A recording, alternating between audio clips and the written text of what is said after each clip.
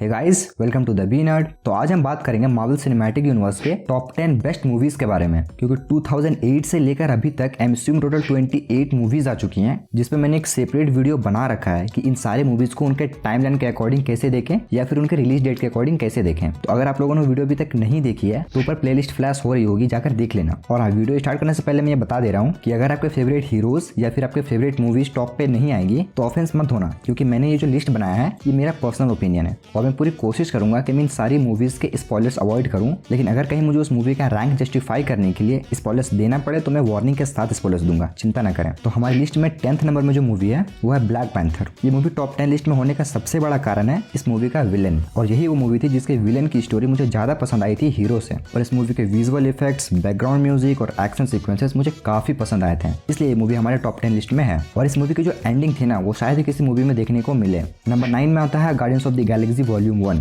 और ये मूवी मुझे पर्सनली बहुत अच्छी लगी थी, क्योंकि ये मूवी आने से पहले मैं सिर्फ इसकी कॉमिक्स पढ़ा करता था और ये सोचता था कि काश इन सारे कैरेक्टर्स को लाइव एक्शन में देखने का मौका मिलता। और जब ये मूवी आई थी और पांचों कैरेक्टर्स को जब एक साथ देखा था तो दिन मैं आज भी नहीं भूल सकता। लेकिन इस मूवी ने मुझे एक चीज के लिए डिसअपॉइंट किया था और वह था इस मूवी का विलेन, जिसे वो लोग और अच्छे से दिखा सकते थे, और इसलिए ये मूवी 9th नंबर में है। नंबर 8 में आता है कैप्टन अमेरिका विंटर सोल्जर। और इस मूवी के बारे में जितना भी बोलो कम है, क्योंकि ये कोई सुपर हीरो मूवी नहीं बल्कि एक थ्रिलर मूवी है। इस मूवी के अंदर में ब्लैक विडो और निक फ्यूरी के कैरेक्टर को काफी अच्छे तरह से दिखाया गया है। और इस मूवी के अंदर मेरे ख्याल से 3 विलेंस हैं, जिनमें से जो एक विलेन होता है उसका जो रिलेशन कैप्टन अमेरिका के साथ दिखाया गया है वो इस मूवी को और भी ज्यादा इंटरेस्टिंग बना देती है। और यहाँ पे मैं एक स्पॉइलर देना चाहूंगा कि इस मूवी में जब शील्ड के हेलीकॉप्टर को दिखाया गया था तो जो मजा आया था उसमें बता नहीं सकता। ये रूसो ब्रदर्स की पहली मूवी थी जो कि उन्होंने मार्वल के लिए डायरेक्ट की थी और उन्होंने मतलब कमाल कर दिया। नंबर 7 में आता है कैप्टन अमेरिका सिविल वॉर। ये रूसो ब्रदर्स की दूसरी मूवी थी जो उन्होंने मार्वल के लिए डायरेक्ट की थी। इस मूवी में सबसे पहली बार एमसीयू में स्पाइडरमैन का इंट्रोडक्शन होता है, जो कि काफी अच्छा था। और एंटमैन इसमें अपनी असली ताकत दिखाता है और वो भी कमाल का था। और इस मूवी में जो एयरपोर्ट वाला बैटल सीन था उसका क्या ही कहना, टू गुड। लेकिन यार इस मूवी के लास्ट में जो वो क्लिप प्ले होता है और आयरन मैन को उसकी सच्चाई पता चलती है, वो सीन काफी इमोशनल था। इस मूवी के अंदर जो विलन था उसको ज्यादा रोल तो देखने को नहीं मिला, लेकिन यहाँ पे हमें समझ में आ जाता है कि अवेंजर्स को तोड़ने के लिए आपको ज्यादा पावरफुल होने की जरूरत नहीं है। और इस मूवी में जो कुछ भी होता है उसका आगे आने वाली मूवीज में बहुत बड़ा इंपैक्ट पड़ता है। नंबर 6 में आता है आयरन मैन, जो कि मार्वल सिनेमैटिक यूनिवर्स की सबसे पहली मूवी है। और इस मूवी की जो प्लेस है ना वो हमारे मन में काफी सॉलिड रहने वाली है, क्योंकि यही वो मूवी है जहाँ से पूरे मार्वल सिनेमैटिक यूनिवर्स की शुरुआत हुई थी। और ये मूवी मार्वल वालों के लिए एक बहुत बड़ा रिस्क था, उन्होंने लिया और आप देख सकते हैं कि आज क्या हाल है। तो अब आ जाते हैं टॉप 5 में। तो ये पांचों मूवीज बताने से पहले आप कमेंट्स में बता सकते हैं कि आपके हिसाब से टॉप 5 मूवीज कौन कौन सी होनी चाहिए, क्योंकि अब जो मैं पांचों मूवीज बताने जा रहा हूँ ये मेरा पर्सनल ओपिनियन है, लेकिन आपके हिसाब से कुछ और भी हो सकता है, तो कमेंट्स में जरूर बताना। तो नंबर 5 में जो मूवी है वो है दी अवेंजर्स। ये अवेंजर्स की सबसे पहली मूवी थी जो 2012 में आई थी, और इसके बाद से ही मार्वल का बोलबाला चालू हो गया हॉलीवुड में। और ये मूवी जब मैंने सबसे पहली बार देखा था ना, जो कि मेरे कजन ने मुझे सजेस्ट किया था, और इसे देखने के बाद मैं तो शॉक हो गया था कि एक ही मूवी के अंदर इतने सारे सुपर हीरोज, वो भी एक ही साथ। और ऐसा ना तो पहले कभी सुना गया था और ना ही कहीं देखा गया था। और इस मूवी की जो स्टोरी थी और जो विलन था,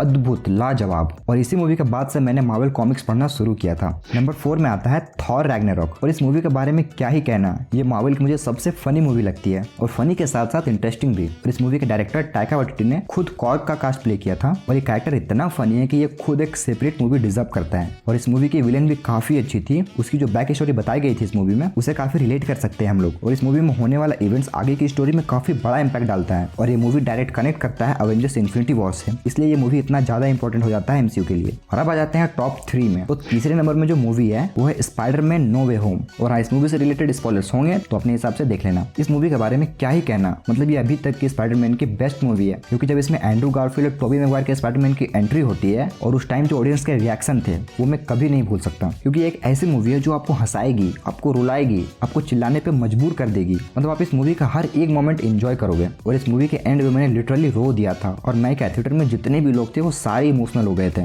इसलिए ये मूवी हमारी लिस्ट में टॉप 3 में है। दूसरे नंबर में आती है अवेंजर्स एंड गेम। और इस मूवी की जितनी भी तारीफ कर दो कम है, क्योंकि ये मूवी मार्वल की अभी तक की सबसे इमोशनल मूवी है। ये मूवी एंटरटेनिंग, इमोशनल और एक्शन से भरी हुई है। लास्ट का आधा घंटा याद है ना, अगर आपने देखा होगा तो। लेकिन ये मूवी आपके मन में बहुत सारा क्वेश्चन छोड़ देगा, जिसका आंसर आपको आगे चल के धीरे धीरे पता चलेगा। अब आ जाते हैं नंबर 1 में। आई थिंक आप लोगों ने अभी तक गेस कर ही लिया होगा, अवेंजर्स इन्फिनिटी वॉर। इस मूवी के बारे में कुछ बोलने की जरूरत है क्या मुझे? मूवी की स्टोरी बेस्ट, मूवी का एक्शन टॉप नॉच, मूवी में एक्टिंग जबरदस्त, मूवी का villain ultra pro max top notch. और इस मूवी के एंड में जो होता है ना वो तो बहुत ही ज्यादा शॉकिंग था, और मार्वल वालों को दाद देनी होगी कि उन्होंने इतने बड़े इवेंट को सीक्रेट रखा था, कहीं भी लीक नहीं होने दिया था। तो मुझे आज भी याद है कि ये मूवी जब मैं थिएटर से देख के के निकला था तो मेरे मन में सबसे बड़ा सवाल था कि अब क्या, अब आगे क्या दिखाएंगे ये लोग। और ये मूवी मैंने 10 बार से भी ज्यादा देखी होगी और आज भी ये मूवी बोर नहीं करती, इसलिए नंबर 1 में है। तो वैसे ये थी मार्वल की टॉप 10 बेस्ट मूवीज मेरे पर्सनल ओपिनियन से। लेकिन आप कमेंट्स में अपना ओपिनियन बता सकते हो कि आपके हिसाब से मार्वल की टॉप 10 बेस्ट मूवी कौन सी होनी चाहिए। तो अगर आप वीडियो यहाँ तक देख रहे हो तो प्लीज लाइक और शेयर जरूर कर देना और चैनल को सब्सक्राइब कर देना यार प्लीज। तो आज के लिए बस इतना ही, मिलते हैं अगली वीडियो में, तब तक के लिए बी नर्ड बी ऑसम।